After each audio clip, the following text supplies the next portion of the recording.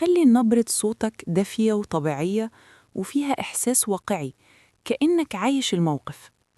استخدم لهجة مصرية بسيطة مش متكلفة، وكلامك يبقى كأنك بتحكي لحد قاعد قصادك في الضلمة. غير نبرة صوتك حسب حالة الشخصية، خوف، ارتباك، توتر أو صدمة. خليك بطيء في الكلام وقت الرعب، وأسرع سنة صغيرة وقت التوتر. اعمل وقفات قصيرة بعد كل جملة علشان تبرز الإحساس. وما ترفعش صوتك، خليه همس مع تحكم، كأن في حد نايم جنبك ومش عايز تصحيه. حماية عمل كل حاجة جوزي ما عملهاش معايا، بس في الآخر صدمني فعلا. علشان تفهموا الموضوع من البداية، أنا اسمي نورهان، عندي دلوقتي 37 سنة. أنا طول عمري ماليش في دراسة ولا في علم، وبهتم بنفسي قوي فوق ما تتخيلوا.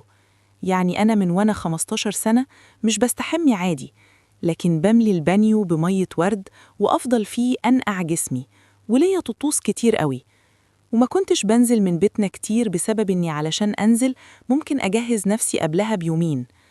ممكن يكون الموضوع غريب شوية، بس أنا طبيعتي كده. يعني أنا بعمل بخور في البيت من قشر البرتقان مع حبات قرنفل وقشر ليمون ومية ورد، وده بيبقى مخصوص لملابسي الداخلية، تعقيم وتطهير وتعطير. وبالنسبة لسريري، فأنا كنت لازم أبخر كل حتة فيه بريحة المستكة. ومش بس سريري، أنا جسمي له بخور بعملها بنفسي من ورد بلدي مجفف وعليه عنبر مطحون ومسك أبيض مطحون وقرنفل ومية ورد. يتهيالي إنكوا زهقتوا شوية من التفاصيل. أنا بقى اللي زهقتوا منه ده عبارة عن حياتي، أنا عايشة كده. وكمان أنا جسمي بلدي وأبيض زي اللبن طبيعي، وبشرتي بشرة أطفال حرفياً. فأنا بعشق جسمي ونفسي حرفياً بدرجة مهووسة. كعب رجلي أحمر وردي وملفوف زي بتلة ورد، وخدودي مدورة.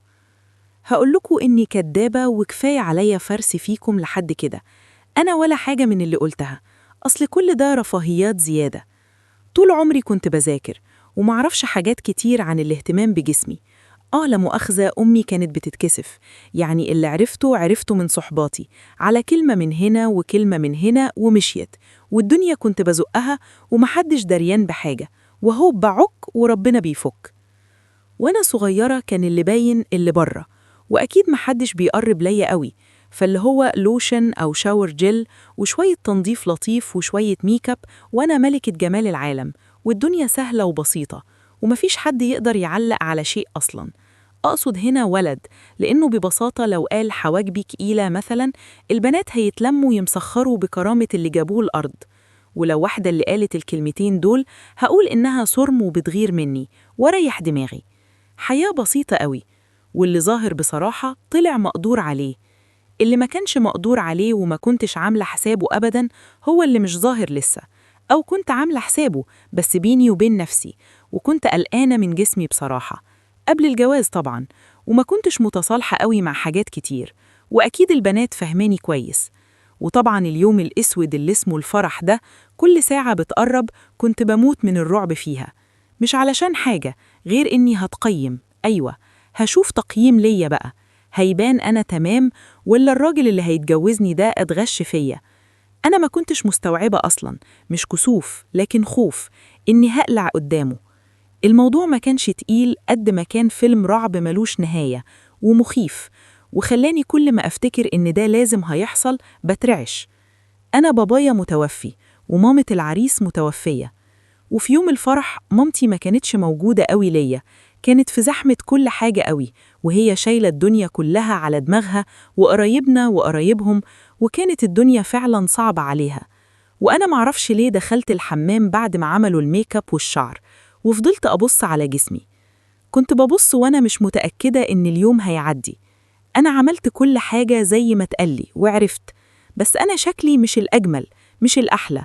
مش عارفة لما يشوفني من غير هدوم هيتصدم ولا لأ. مش عارفة أساساً هيكون رد فعله إيه. يا ترى هيكسرني والناس كلها هتعرف إني وحشة؟ أنا لولا إني حاطة ميك اب كنت انفجرت في البكا، وكنت محتاجة أبكي قوي. اللي باين مني هم معدلين فيه بالميك اب والحاجات اللي عاملينها. أنا فكرت لثواني هو بعد ما ده يتشال هيبقى موقفي صعب قوي وأنا لوحدي، والصراحة مش هتحمل منه أي شيء زي ده خالص. وابتديت أترعش جامد. تقريبا أنا طولت شوية، فكان أبو العريس معدي وسمع البنات بيخبطوا عليا في الحمام، وسمعني وأنا برد من جوه بعصبية عايزة أبقى لوحدي. شاور لهم يطلعوا برا، وفضل هو ما تكلمش غير إنه قال لي أنا موجود وواقف برا عند الباب، وفضل ساكت. معرفش ليه حسيت تجاه الراجل ده بإحساس مختلف قوي في اللحظة دي. قلت له أنا كويسة يا عم وما تقلقش. قال لي أنا موجود وواقف عند الباب، ومش لازم تطلعي دلوقتي، خدي وقتك، ولو عايزة تبكي ابكي، وأنا هخليهم يعيدوا ليكي الميك اب، ولو عايزة العريس اللي تحت ده أمشيه وألغي ليكي الفرح هلغيه. وكأنه بيحايلني زي طفلة. حسيت إني محتاجة حضنه قوي. فتحت الباب واترميت في حضنه، وكنت بترعش قوي. كان حضنه دافي قوي، وحسيته بيدمع وهو بيقول لي انتي قلقانة ليه يا بنتي؟ وباس راسي وقال لي جملة مش هنساها: انتي كنتي مصانرة ومكرمة في بيت أبوكي، عيب في حقي لما تبقي داخلة بيتي وانتي قلقانة على نفسك ولا كرامتك طول ما أنا عايش. غمضت عيني في حضنه. قال لي أنا أعذريني يا بنتي، بس أنا زي أبوكي، وربنا ما رزقنيش ببنت، بس رزقني بيكي، واعتبريني سرك وأبوكي، وفضفضي معايا يا بنتي عن اللي مخليكي تترعشي. قلت له بصوت مخنوق مفيش حاجة. قال لي إياكي تكوني مش بتحبي ولدي، أقسم بالله ما جوزهولك. ابتسمت وقلت له لأ، بموت فيه، ده كفاية إنك باباه.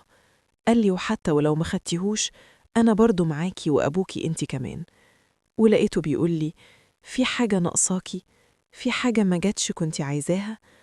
قلت له لأ، انتوا عملتوا كتير قوي. قال لي يبقى انتي خايفة من بعد الفرح. معرفتش أرد، بس هو فهم وقال لي بصوت حنين: أنا ربيت ولدي إن الست عاملة زي وردة بلدي بس مقفولة، ضمة نفسها. هي شكلها حلو قوي، بس عمرها ما هتفتح نفسها وتوريك على حق جمالها إلا لو صدقت إنك بتحبها وتستاهل. وعلى قد ما تحب على قد ما تفتح لك، وكل يوم في حياتك اتأكد لو قدمت فيها حب جديد هتاخد منها جمال جديد. وقال لي أنا سألت ولدي هتعرف يا ولدي تشوفها جميلة وتشوف فيها الجمال؟ قال لي قبل ما نجيلك ونطلب إيدك. أيوة يا بويا، أنا مش عايز ست جميلة، لكن عايزها هي بعينها ونفسها. أنا ما عنديش معايير للجسم والجمال، أنا عندي إني عايز أكتشف الحياة معاها، أكتشف يعني إيه الست بين إيديها، ونحس سوا يعني إيه علاقة ومشاعر، وأتعلم وهي تتعلم معايا كل حاجة. ولولاها يا بنتي ما كنتش جبت وجيت معاه أتقدملك. وعلى فكرة يا بنتي، ابني مش متوقع ولا حاطط أي سيناريو، بالعكس هو سايب الدنيا تمشي زي ما تتفقوا وتحسوا سوا وتكتشفوا سوا. وهو هيطمنك بس لما يخلص الفرح، وما تقلقيش يا بنتي من حاجة خالص. وخلص الفرح وكل حاجة تمام، وجينا لمرحلة ما بعد الفرح وفيلم الرعب. لقيت عريسي إنسان عادي. أنا كان عندي رهبة إني أبقى مع راجل في البيت، بس هو كان عادي. دخل غير هدومه ولبس بيجامة، وأنا غيرت، وكان عادي، لا بيحاول يقتحمني ولا بيعمل حاجة كده ولا كده. واكتفى إنه جه قعد جنبي، وفضلنا نحكي ونضحك ونهزر لحد الصبح وما نمناش. وبعد شوية كان حماية بيرن بيقوله معلش يا ولدي سامحني، بس أنا لازم أجيلك علشان حاجة كده.